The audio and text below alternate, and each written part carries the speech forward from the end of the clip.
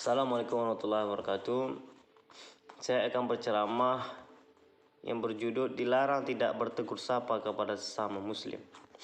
Alhamdulillahirabbil alamin wassalatu wassalamu ala asrofil anbiya'i wal mursalin sayyidina wa maulana Muhammadin wa ala alihi wa sahbihi ajmain. Amma ba'du.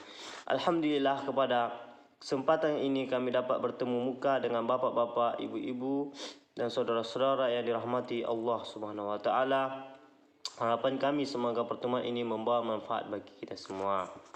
Kaum muslimin muslimat yang berbahagia, dalam suasana yang berbahagia penuh kenikmat ini, perkenankan kami memanjatkan puja dan puji syukur kehadiran Allah Subhanahu wa taala dengan ucapan alhamdulillah wa syukurillah, yang segala nikmat, rahmat, taufik, hidayah dan inayah yang senantiasa dilimpahkan kepada kita semua, sehingga kita dapat hadir dalam kesempatan kali ini untuk bersama-sama mengikuti pengajian rutin tanpa halangan suatu apapun. Mudah-mudahan kehadiran kita senantiasa dalam keridhaan Allah Subhanahu wa taala. Tak lupa selawat dan salam marilah kita junjungkan ke pangkuan baginda Rasulullah SAW yang telah menuntun kita ke jalan yang benar, beserta para keluarga dan sahabatnya sebagai sumber ilmu pengetahuan dan hikmah.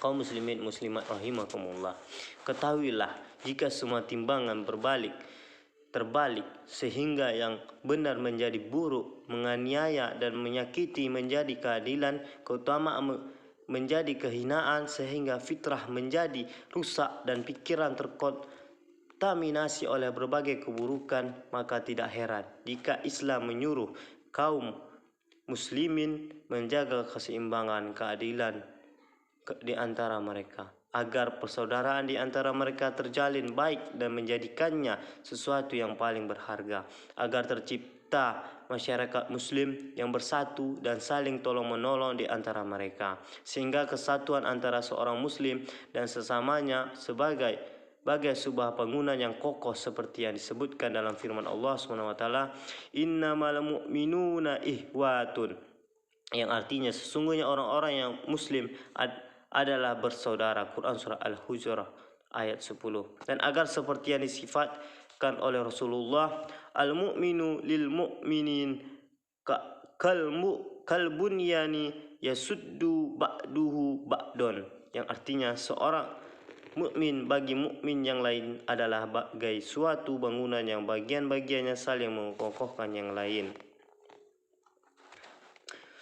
Hendaknya setiap muslim menjauhkan saudaranya muslim dari kehinaan, keburukan, persangka buruk, mengintai, saling hasud, saling benci, saling membelakangi, mencurangi, menipu, meremehkan, menyakiti muslim yang lain dalam darahnya, hartanya dan kehormatannya, seperti yang disebutkan dalam firman Allah Subhanahu wa taala, walladzina yu'zuna mu'minina wal mu'minati bighairi ma aktasaibu faqadil dihtamalu buhtanan wa isman mubin, yang artinya dan orang-orang yang menyakiti orang-orang yang beriman, lelaki dan wanita, tanpa kesalahan yang mereka perbuat, maka sesungguhnya mereka telah memikul kebohongan dan dosa yang nyata. Quran surat Al-Ahzab ayat 58.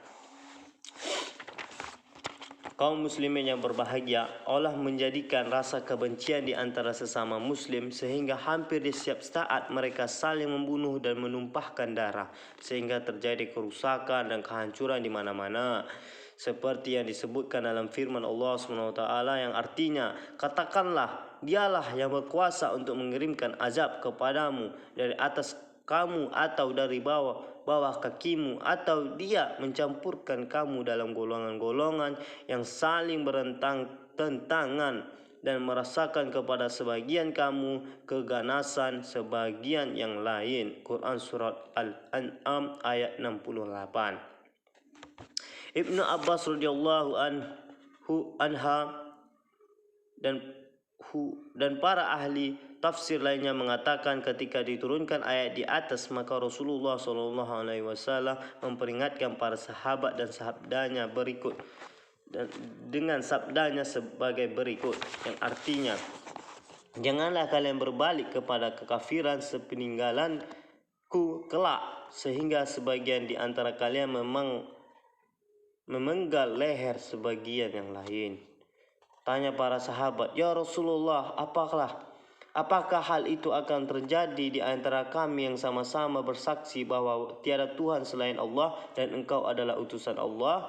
Sabda beliau sallallahu alaihi wasallam, "Ya."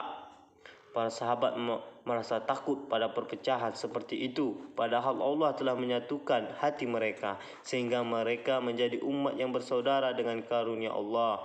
Maka bagaimanakah jika setelah persatuan dan kepersaudaraan yang dibina oleh Allah dan Rasul-Nya menjadi saling membelakangi, saling memperputuskan dan saling bermusuhan, bahkan saling membunuh di antara mereka. Padahal Islam telah berhasil menjadikan setiap muslim sebagai manusia panutan, seperti yang disebutkan dalam firman Allah SWT, "Huwas samakumul muslimina min qablun", yang artinya Dia Allah telah menanami kamu sekalian orang-orang Islam dari dahulu. Quran surat Al-Hajj ayat 78.